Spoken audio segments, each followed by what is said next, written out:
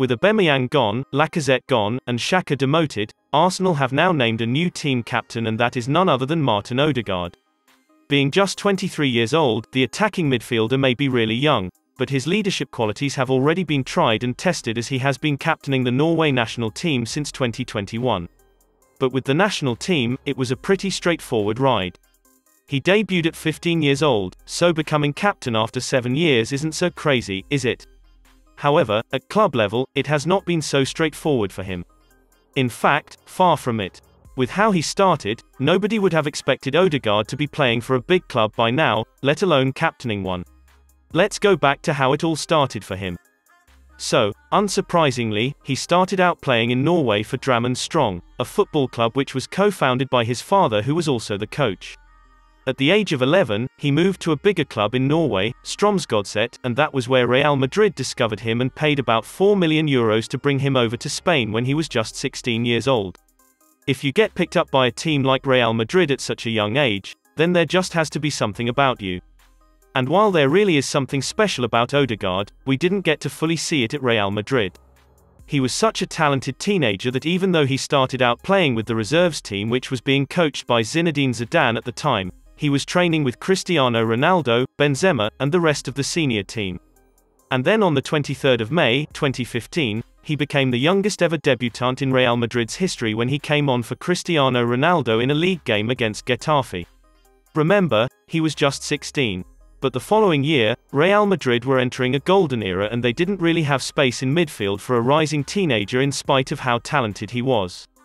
So he was kept on the reserves bench for most of the 2016-17 season. In the 2017 summer transfer window, Real Madrid decided it was best to loan Odegaard out so he could get some playing time and experience under his belt. This is the point where we tell you that he very nearly joined Real Madrid's most bitter rivals, Barcelona. They spotted his talent from a mile away, and they wondered why he wasn't getting enough playing time at the Bernabeu, so they wanted to get him to switch allegiances, but the Blaugranas had a transfer ban at the time, so they were not able to snatch the Norwegian. So, the teenager left for Heerenveen, a club based in the Netherlands. And even there, he failed to perform and was yet again condemned to the bench. After what was an unimpressive stint at Heerenveen, he was loaned out to yet another Dutch club, SBV Vitesse. His time at Vitesse was much better. He won one Eredivisie Player of the Month award and was included in the league's team of the season. He was also named Vitesse Player of the Year. After that amazing season, his employers were then convinced that it was time for him to return to Spain. Not to Real Madrid though. He was loaned to Real Sociedad in 2019. At the time, Madrid recognized how useful he could be to them in the future, so they reserved the right to recall him after his loan spell or still extend for a further year. That one season at Sociedad was really amazing for Odegaard. He really hit the ground running. Just 2 months after joining the club, he was named La Liga Player of the Month. He was also named the best Norwegian footballer in 2019. Then, very memorably, he scored the opener in the Copa del Rey quarter-final game against Real Madrid in 2020 to help his loan club knock out his parent club.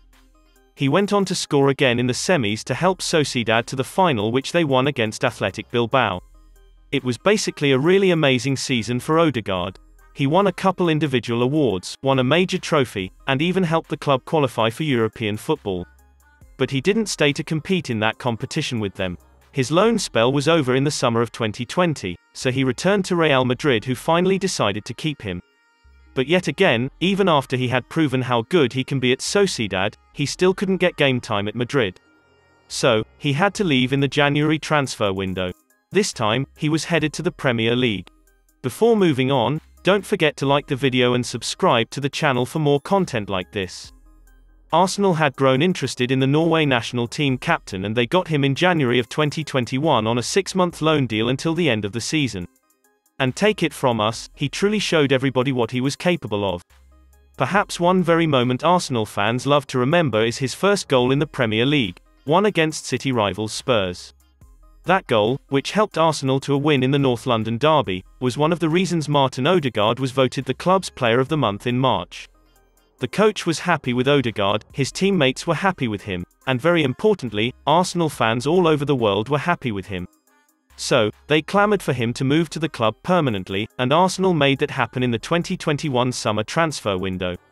They paid €35 million to Real Madrid as the young but vastly experienced midfielder committed to the club for 4 extra years, and yet again, he was amazing for them. At some point, his place in the team was threatened by the insane form of Emile Smith-Rowe, who is also a young attacking midfielder, but Odegaard soon established himself as indispensable in Arteta's team. Arteta was trying to build a really young squad of players, and he looked to be making Odegaard the fulcrum. The Norwegian managed 12 direct goal contributions last season and helped Arsenal to secure a place in the Europa League after a very horrible start to the season. At this point, we all already knew how important Odegaard was to Arteta's team, but the Spanish boss was about to make him even more important. With Aubameyang leaving in January after having been stripped of captaincy for disciplinary reasons, Lacazette leaving for free to return to Lyon this summer, and Xhaka having been demoted from position of captain much earlier after some display of bad behaviour, Arteta named Odegaard new Arsenal captain. And we have to say that he was not the natural choice at all. If it was by age, there are much older players than Odegaard in the starting 11. If it was by longevity at the club, Bellerin, Tierney, and even Xhaka have been at the club much longer than Odegaard. But the Norwegian was still chosen to lead this new Arsenal era. We can't exactly say why, but we're pretty sure that if you told Odegaard some years back, while he was being loaned out to clubs in the Netherlands, that he was going to captain a big European club at just 23 years old, he maybe would have just laughed in your face. But look at him right now, the youngest Arsenal captain since Cesc Fabregas. In fact, he is in the top 5 list of youngest Arsenal captains ever. That's a very remarkable feat. But when you then consider that he rose to this point in just about 18 months at the club, it becomes even more exceptional. It is now up to Marting Odegaard to lead this young Arsenal team to a new era of success, because, as the saying goes, to whom much is given, much will be required.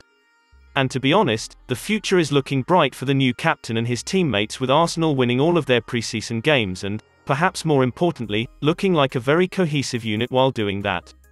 Anyway, congratulations are in order for Marting Odegaard.